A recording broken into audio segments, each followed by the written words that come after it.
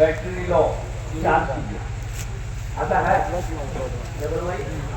ایک نوٹیفیکیشن آتا ہے موبائل چارج کیجیے آپ کا موبائل ختم ہونے والا ہے بیٹری لو ہونے والی ہے موبائل بند ہو جائے گا قربان جاؤ ایک بات یاد رکھنا ہماری زندگی گزر رہی ہے تم کیا سمجھتے ہو کوئی نوٹیفیکیشن اللہ دے گا کہ بس اب توبہ کر لو تمہارا ٹکٹ بننے والا ہے کوئی نوٹیفیکیشن نہیں اس لیے میرے بچوں نوجوانوں ہمیشہ تیار رہو انشاءاللہ اس مجمع کے اندر میں جتنے لوگ آئے ہو میرے بچوں نوجوانوں سب وعدہ کرو کہ دیکھو ہم جمعے کی نماز بھی پڑھیں گے انشاءاللہ ساتھ ہی ساتھ 5 وقت کی نماز انشاءاللہ ہم پابندی کے ساتھ پڑھیں گے انشاءاللہ ارادہ کرو دیکھو ارادہ کرو انشاءاللہ ایک دن میں اگر پورا 5 وقت اگر نہیں ہو پائے کوشش کرو 2 وقت سے 3 وقت 4 وقت انشاءاللہ پہلے قریب ہو جاؤ اللہ سے قریب ہو جاؤ انشاءاللہ پھر دیکھنا اللہ تمہیں فجر میں انشاءاللہ اللہ تمہیں جگائے اللہ فجر میں جگائے گا اللہ سے لوگ تو لگاؤ فذکرونی اذکرکم واشکرونی ولا تکفرون میرا اللہ کہتا ہے میرا بندہ تم مجھے یاد کرو ہم تم کو یاد کریں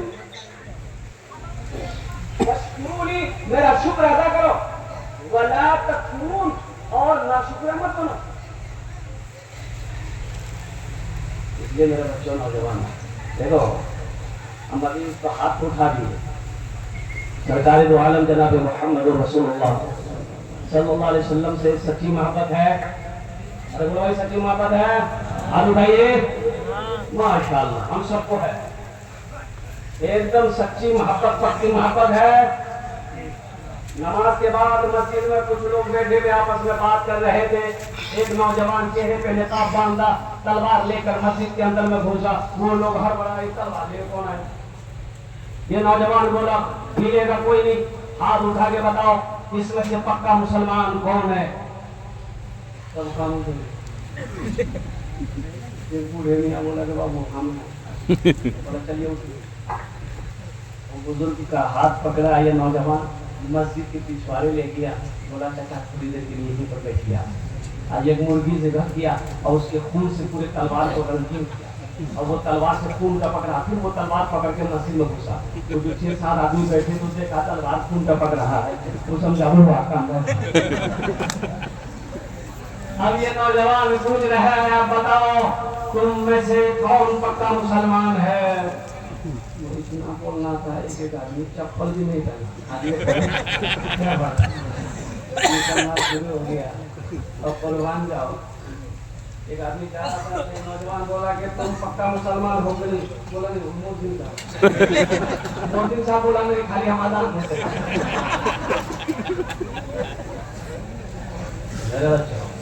اپنے ایمان کو مضبوط کرو ایمان کو مضبوط کرو او میرا اللہ وہ ایک ہے قل هو اللہ احد اللہ ایک ہے اللہ الصمد اللہ بے نیاز ہے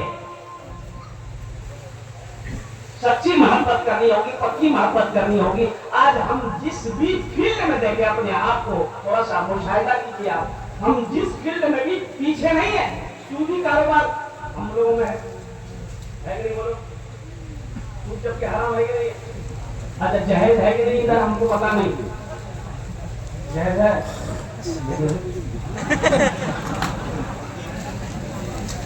آئی جنت میں جائے گا سوچئے اللہ کے نبی جناب محمد رسول اللہ صلی اللہ تعالی وسلم نے 11 نکاح فرمائے جہیز کا کہیں کوئی تذکرہ ہے اب کیسے عاشق ہو کیسے آپ دیوانے ہو مصطفیٰ کے بتاؤ اللہ مختصر انشاءاللہ کچھ پیغام ہے وہ مجھے آپ تک پہنچانا ہے تو انشاءاللہ حمد باری تعالیٰ کے چند اشعار اگر آپ کی اجازت ہو تو میں سنا دوں مجھے خدایا تو معاف کر دے آمین مجھے خدایا تو معاف کر دے مجھے خدایا تو معاف کر دے میرا عمل ہے سیاہ احسان میرا عمل ہے سیاہ نامہ، میرا عمل ہے سیاہ نامہ، مجھے خدایا تو معاف کر دے، میں جانتا ہوں تو بخش دے گا، میں جانتا ہوں تو بخش دے گا، احسان مجھے خدا تو معاف کر دے، مجھے خدا تو معاف کر دے۔ آمین بولے گا، آمین۔ پہاڑ جیسی اے میری خطائیں مگر بہت ہے تیری عطائیں، مگر بہت ہے تیری عطائیں، ایک معاف کرنا شعار تیرا، میں جانتا ہوں تو بخش دے گا، مجھے خدا تو معاف کر دے۔ آمین۔ یہ جو شعر ہے، عذاب دے کر تو کیا کرے گا، عذاب دے کر تو کیا کرے گا، کریم ہے تو کرم ہی فرما، کریم ہے تو کرم ہی فرما، سوال کیسا جواب کیسا، میں جانتا ہوں تو بخش دے گا، مجھے خدایا تو معاف کر دے۔ آمین بولا الحمدللہ۔ میرے بچوں ہمیشہ توبہ کرتے رہو، دیکھو گناہ ہو جائے، شیطان ورغلاتے بہکاتے گناہ ہو جائے، توبہ کا دروازہ کھلا ہوا ہے۔ اور سنو میرے بچوں، کتنا گناہ کر بیٹھے ہو، دل چھوٹا نہ کرو، کتنا گناہ کر بیٹھے ہو، سنو سنو، زمین سے لے کر آسمان تک تم گناہوں سے بھر دو۔ اور میرا اللہ کہتا ہے میرا بندہ بس ایک بار بول دے اللہ معاف کر دے، میں تیرے سارے گناہوں کو مٹا دوں گا۔ ماشاءاللہ، بے شک۔ اتنا رحیم اللہ، اتنا کریم اللہ، اس اللہ کو چھوڑ کر تم دنیا کے چکر میں پڑے ہو، تم دنیا کی محبت میں پڑے ہو، اور دنیا کی محبت کو نکالو، اللہ کے رسول کی محبت کو دلوں میں بساؤ، انشاءاللہ دنیا بھی اچھی گزرے گی، آخرت بھی سبر جائے گی۔ مسجدوں کو آباد کرو۔ ابھی کئی بچے حافظ قرآن ہوئے الحمدللہ ثم الحمدللہ، اس میں بہت سارے نوجوان ایسے ہوں گے وہ قرآن شریف پڑھنا نہیں جانتا، یہ افسوس کا مقام نہیں تو کیا ہے بتائیے؟ مسلمان ہے قرآن پڑھنا نہیں جانتا، کب پڑھو گے؟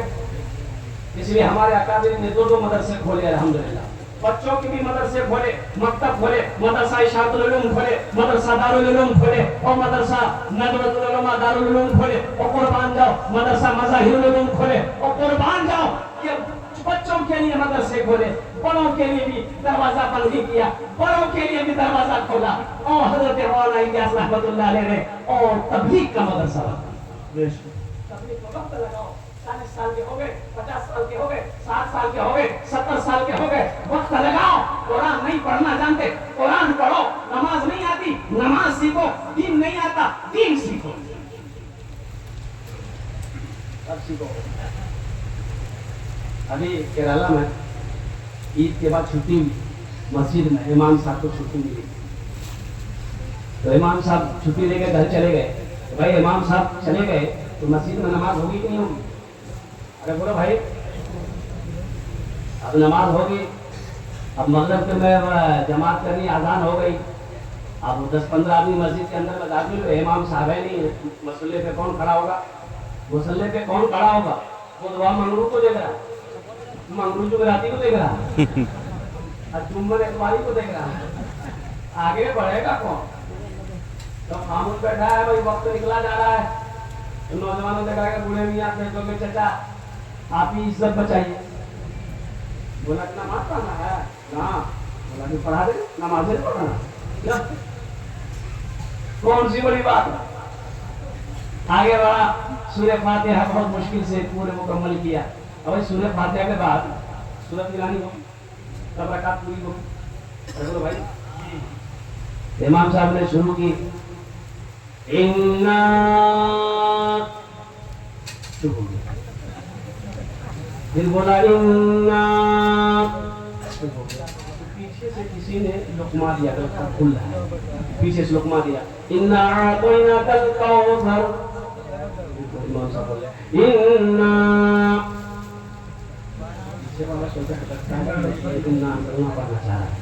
پیچھے سے لقمہ دیا. اِنَّا أَنزَلْنَاهُ فِي لَيْلَةِ الْقَدْرِ وَمَا أَدْرَاكَ مَا لَيْلَةُ الْقَدْرِ. پھر امام صاحب بول رہے اِنَّا پڑھے گا کیا ہے؟ نہ اِنَّا کوثر پڑھا, نہ اِنَّا أَنزَلْنَا, پر کیا پڑھے گا؟ پھر لقمہ دیا پیچھے سے اِنَّا أَعْطَيْنَاكَ الْكَوْثَرَ فَصَلِّ لِرَبِّكَ وَانْحَرْ إِنَّ شَانِئَكَ هُوَ الْأَبْتَرُ. امام صاحب بولے اِنَّ لِلَّهِ وَإِنَّا إِلَيْهِ رَاجِعُونَ. کیا ہوگا؟ قرآن کا پڑھو گے. ہر نوجوان کو اس لائق ہونا چاہیے کہ جب اس کی بہن کی شادی ہو وہ خود نکاح پڑھائے.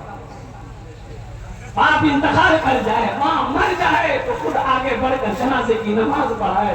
اور باپ کا انتقال ہو گیا, بیٹا زاروں قطار ہو رہا ہے, صفائی کھڑی ہے, امام صاحب اجازت مانگ رہے کہ باپ کی جنازے کی نماز پڑھانے کی اجازت دو. بیٹا دہاڑے مار کر رو رہا ہے.